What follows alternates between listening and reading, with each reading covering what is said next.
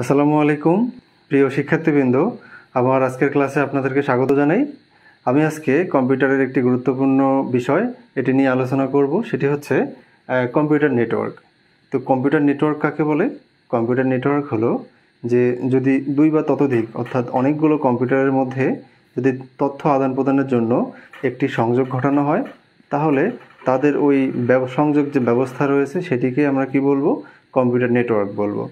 তো এই কম্পিউটার নেটওয়ার্কের আসলে কি অনেক ভাগ রয়েছে। তো আমরা প্রথমে দেখতে পাই যে মালিকানার ভিত্তিতে কি হয়েছে যে এই কম্পিউটার নেটওয়ার্ককে দুই ভাগে ভাগ করা হয়েছে। একটি হলো কি যে পাবলিক কম্পিউটার নেটওয়ার্ক এবং আরেকটি হচ্ছে প্রাইভেট কম্পিউটার নেটওয়ার্ক। তো পাবলিক কম্পিউটার নেটওয়ার্ক হচ্ছে কোনগুলো?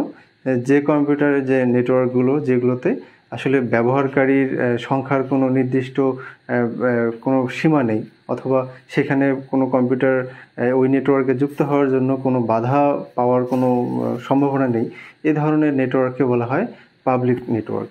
কিন্তু যে ধরনের কম্পিউটার নেটওয়ার্কে ব্যবহারকারীর সংখ্যা নির্দিষ্ট, যে এতজনের বেশি ব্যবহারকারী অথবা এত সংখ্যার বেশি কম্পিউটার সেই নেটওয়ার্কে যুক্ত হতে পারবে না, অথবা যে সেই নেটওয়ার্কে কোনো কম্পিউটারকে সংযুক্ত করতে গেলে সেখানে কোনো কর্তৃপক্ষের কোনো অনুমতি লাগবে, এই ধরনের যে নেটওয়ার্কগুলো রয়েছে সেগুলোকে বলা হয় প্রাইভেট নেটওয়ার্ক।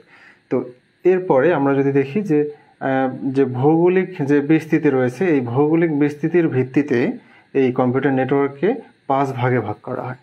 তাহলে এখান থেকে প্রশ্ন হতে পারে যে কম্পিউটার নেটওয়ার্ককে মালিকানার ভিত্তিতে কয় ভাগে ভাগ করা হয় এবং কম্পিউটার নেটওয়ার্ককে ভৌগোলিক বিস্তৃতির ভিত্তিতে কয় ভাগে ভাগ করা হয়। তাহলে ভৌগোলিক বিস্তৃতির ভিত্তিতে আমরা দেখলাম 5 ভাগে ভাগ করা হয়। একটি হচ্ছে প্যান, এবং একটি হচ্ছে ল্যান, একটি হচ্ছে ক্যান, একটি হলো ম্যান এবং আরেকটি হলো ওয়ান। তাহলে আমরা যদি প্যান দেখি, তাহলে প্যান হচ্ছে কি? Personal area network. তাহলে পার্সোনাল এরিয়া নেটওয়ার্ক মানে হলো যে আমরা যখন আমাদের যে কম্পিউটার বা ল্যাপটপ এর সাথে যে প্রিন্টার অথবা অন্য কোনো যে আউটপুট ডিভাইস, এগুলো যখন আমরা সংযুক্ত করি, অর্থাৎ 10 মিটার যে রেঞ্জের মধ্যে যখন আমরা একটা নেটওয়ার্ক গড়ে তুলি, সেই নেটওয়ার্কগুলোই হচ্ছে এই পার্সোনাল এরিয়া নেটওয়ার্ক। তো এই পার্সোনাল এরিয়া নেটওয়ার্কের তাহলে বিস্তৃতি হচ্ছে কত মিটার? 10 মিটার। এটি প্রিলিমিনারি প্রশ্ন হতে পারে, তো এটি মনে রাখতে হবে। দ্বিতীয়ত আরেকটি নেটওয়ার্ক হচ্ছে কি? ল্যান। তো ল্যানটি হচ্ছে কি? ল্যান হচ্ছে লোকাল এরিয়া নেটওয়ার্ক। তাহলে লোকাল এরিয়া নেটওয়ার্ক মানে হলো যে কোনো একটি নির্দিষ্ট এলাকায়, একটি নির্দিষ্ট ছোট একটি এলাকায়, ধরুন একটি কোনো ভবন, একটি কোনো অফিস, সরকারি এরকম অফিস, তার মধ্যে যত কম্পিউটার রয়েছে, এই অনেকগুলো কম্পিউটারের মধ্যে যখন একটি সংযোগ ঘটানো হবে, একটি নেটওয়ার্ক তৈরি করা হবে, সেই নেটওয়ার্ককে বলা হবে ল্যান। তার মানে এই ল্যানটি একটি কী হবে? প্যানের থেকে একটু বেশি দূরত্ব জায়গা হবে, অর্থাৎ ল্যানটি দেখা যায় প্রায় 1 কিলোমিটার জায়গায় যে বিস্তৃতি রয়েছে, এর মধ্যে যত কম্পিউটার রয়েছে তাদের মধ্যে যদি সংযোগ ঘটানো হয়, তাহলে সেই নেটওয়ার্ক যেটি গড়ে ওঠে সেটিকে আমরা লোকাল এরিয়া নেটওয়ার্ক অথবা ল্যান বলতে পারি। তো এখন যদি আমরা দেখি যে এরপরে হচ্ছে ক্যান। তো ক্যান হচ্ছে campus area network. Campus area নেটওয়ার্কটা হচ্ছে আসলে কি? যে এই ল্যান কম্পিউটার, অনেকগুলো ল্যান কম্পিউটার যখন একসাথে যুক্ত হয়ে যে নেটওয়ার্কটা তৈরি করে, সেটি হচ্ছে ক্যান।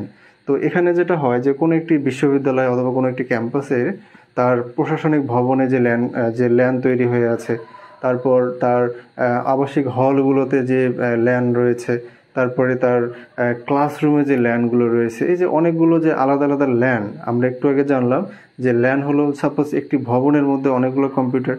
তাহলে একটি প্রশাসনিক ভবনে ধরুন 100টি কম্পিউটার রয়েছে, তাহলে তাদের মধ্যে যখন সংযোগ ঘটানো হয়েছে, সেখানে কিন্তু একটি ল্যান অলরেডি তৈরি হয়ে আছে।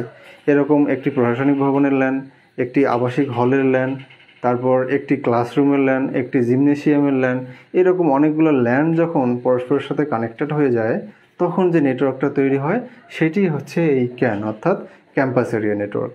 তো এই ক্যাম্পাস এরিয়া নেটওয়ার্কের বিস্তৃতিটা কি হয়? ল্যানের থেকে একটু বেশি হয়। এটি প্রায় 1 থেকে 5 কিলোমিটার পর্যন্ত হতে পারে। আর এই ক্যানের উদাহরণ যদি আমরা দেই, আমাদের বাংলাদেশে যে বুয়েট রয়েছে, বুয়েটের তাদের নিজস্ব যে নেটওয়ার্ক ব্যবস্থা রয়েছে, সেটিকে আমরা এই ক্যান বলতে পারি। হ্যাঁ, এরপরে যদি আমরা দেখি যে ম্যান, তো ম্যান হচ্ছে মেট্রোপলিটন এরিয়া নেটওয়ার্ক। তাহলে মেট্রোপলিটন এরিয়া নেটওয়ার্ক হচ্ছে যে একটি শহরে, একটি বড় শহরে, সেখানে যতগুলো কম্পিউটার রয়েছে তো সেই কম্পিউটারগুলোকে যখন একটি নেটওয়ার্ক একটি কানেকশনে আবদ্ধ করা হয় পরস্পরের সাথে তথ্য আদান প্রদান করার জন্য, তখন তাদের মধ্যে যে নেটওয়ার্কটা গড়ে ওঠে সেটিকেই বলা হয় ম্যান।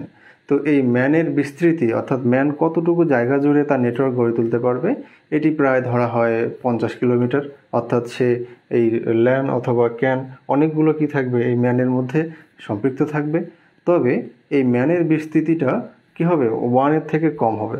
1 হচ্ছে কি ওয়াইল্ড এরিয়া নেটওয়ার্ক। এরপরে যদি আমরা ম্যানের পরে যদি আমরা দেখি 1 হচ্ছে ওয়ার্ল্ড এরিয়া নেটওয়ার্ক। তাহলে ওয়ার্ল্ড এরিয়া নেটওয়ার্ক মানে বুঝতে পারতেছেন যে গোটা বিশ্বব্যাপী যত কম্পিউটার রয়েছে অথবা একটি দেশের মধ্যে যত কম্পিউটার রয়েছে, এই কম্পিউটারগুলোর মধ্যে যখন একটি কানেকশন তৈরি করা হয়, একটি সংযোগ ব্যবস্থা তৈরি করা হয়, তখন যে নেটওয়ার্কটি গড়ে ওঠে সেটিকেই বলা হয় হচ্ছে 1।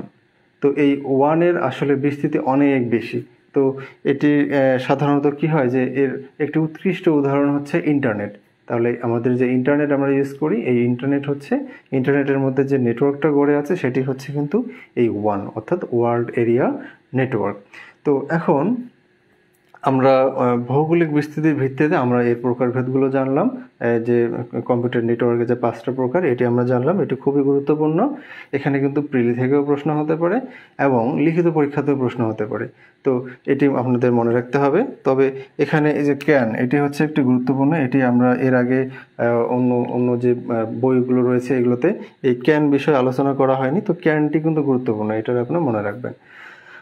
এরপরে আমরা যদি দেখি যে সার্ভিস প্রদান এবং নিয়ন্ত্রণের ভিত্তিতে, অর্থাৎ একটি কম্পিউটার নেটওয়ার্কের মধ্যে যে ডিভাইসগুলো থাকবে অর্থাৎ যে কম্পিউটারগুলো থাকবে সেগুলো কি ধরনের সার্ভিস প্রদান করবে এবং তাদের নিয়ন্ত্রণ কিভাবে কীরকম হবে, এর উপর ভিত্তি করে কি করা হয়, একটি এই কম্পিউটার নেটওয়ার্ককে 3 ভাগে ভাগ করা হয়।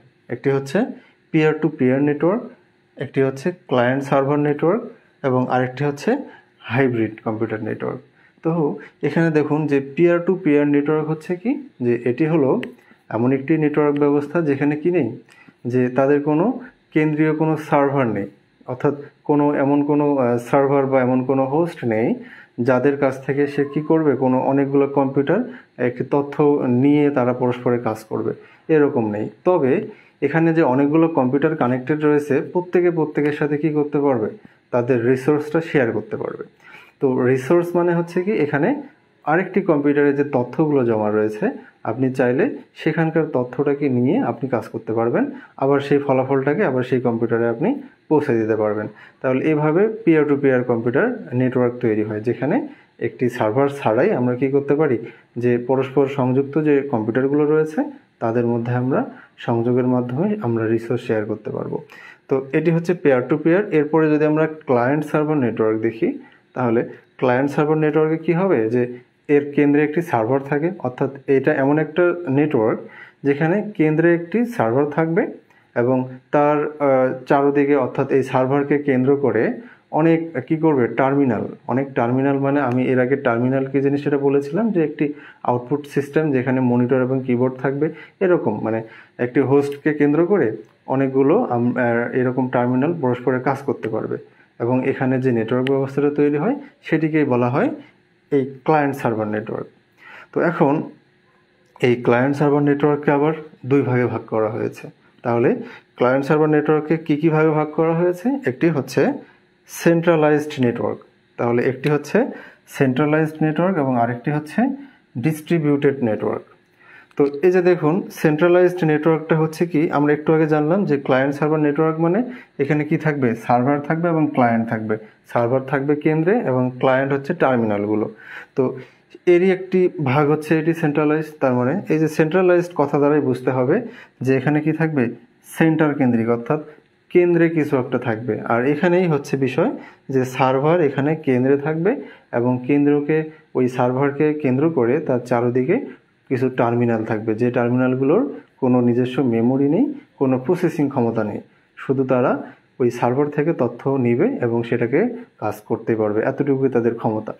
কিন্তু যদি আমরা ডিস্ট্রিবিউটেড নেটওয়ার্ক দেখি, তো এই ডিস্ট্রিবিউটেড নেটওয়ার্কের ক্ষেত্রে যেটা হয় যে এইখানে আপনাদের হোস্ট থাকবে অর্থাৎ সার্ভার থাকবে এবং এর পাশাপাশি এখানে ওয়ার্ক স্টেশন যেগুলো থাকে, অর্থাৎ যে ক্লায়েন্টগুলো ছিল, এই ক্লায়েন্টগুলো বা এই ওয়ার্ক স্টেশনগুলো এখানে তাদের নিজস্ব মেমোরি রয়েছে এবং তাদের প্রসেসিং ক্ষমতা সম্পূর্ণ, তাদের সামান্য প্রসেসিং করার ক্ষমতা থাকবে। তো এই ধরনের ওয়ার্ক স্টেশন যখন থাকবে, তারা কি করবে, যে তারা তাদের নিজেদের মধ্যেও তারা নিজেরাই কাজ করতে পারবে, প্লাস হচ্ছে তারা সার্ভার থেকেও কোনো একটা তথ্য নিয়ে কাজ করতে পারবে। এবং এক্ষেত্রে কি হয়, এই ডিস্ট্রিবিউটেড নেটওয়ার্কের ক্ষেত্রে এখানে যে আপনার কি হয়, যে কিছু ওয়ার্ল্ড স্টোরেজ অর্থাৎ কিছু গ্লোবাল স্টোরেজ মিডিয়া, এই ধরনের মিডিয়া যুক্ত থাকে, স্টোরেজ মিডিয়া যুক্ত থাকে। সেই গ্লোবাল স্টোরেজ মিডিয়া থেকে তারা আবার কি করতে পারে, রিসোর্সটা গ্রহণ করতে পারে এবং এভাবে তারা কাজ করতে পারে এবং একটা সুন্দর নেটওয়ার্ক গড়ে তুলতে পারে। তো এই হচ্ছে ক্লায়েন্ট সার্ভার নেটওয়ার্কের দুটি আলাদা আলাদা ভাগ।